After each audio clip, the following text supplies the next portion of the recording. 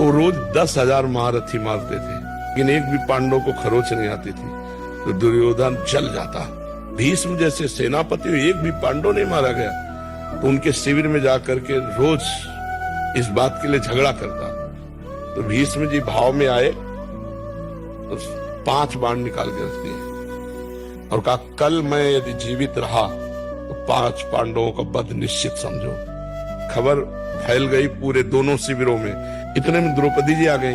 बोले प्रभु सुना? बोले हाँ। द्रौपदी जी का, अच्छा अपने दासी के कपड़े लाओ। भगवान ने दासी के वस्त्र पहने।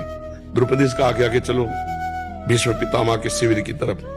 सीधे भीष्म जी के सामने गए। वो संध्या के समय जप कर रहे थे। जाकर प्रणाम किया पितामह। तो उनको भी यही बात समझ में आई कि दुर्योधन की पत्नी आई है, का सौभाग्यवती भव। संध्या का समय था। तो द्रौपदी जी ने हटाया और कहा कि आप प्रण करते हो सौभाग्य उजाड़ने का और आशीर्वाद देते हो सौभाग्यवती भव का। हम क्या माने कि कौन सा भीष्म सत्य है, सौभाग्य उजाड़ने वाला या सौभाग्य देने वाला? भीष्म जी का माला छूट गया।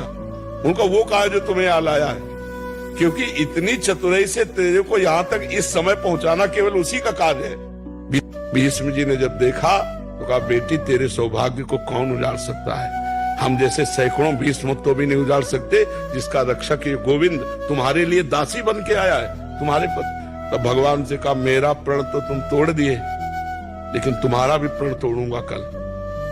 तुमने कहा युद्ध में अस्त्र ग्रहण नहीं करूंगा, और कल मैं गंगा का पुत्र नहीं कहूंगा अगर तुमसे अस्त्र न ग्रहण करा। तो भगवान ने कहा, ये बात हो जाएगी। प्रभु अगर जीवित रहा तो मैं बाण संधान करूंगा पांडवों के ऊपर। तो आप ये करना कि जो ही मैं युद्ध क्षेत्र में जाऊं कल, तो सामने शिखंडी को खड़ा कर देना। शिखंडी आज भी मेरी दृष्टि में अंबा है, और मैं स्त्री पर कभी बाण नहीं चलाता।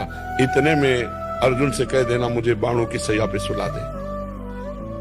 अब भगवान लौट करके आए तो देखा पांडव चैन से सो रहे हैं। तो पांडवों को जगाया। उनका भीष्म ने प्रतिज्ञा की है 5 पांडवों को मारने की। बोले हाँ पता है। बोले तुम चैन से सो क्यों रहे हो?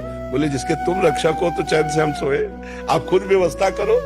अगर भगवान का भरोसा है तो चैन से सोओगे, वो व्यवस्था खुद कर देंगे। भीष्म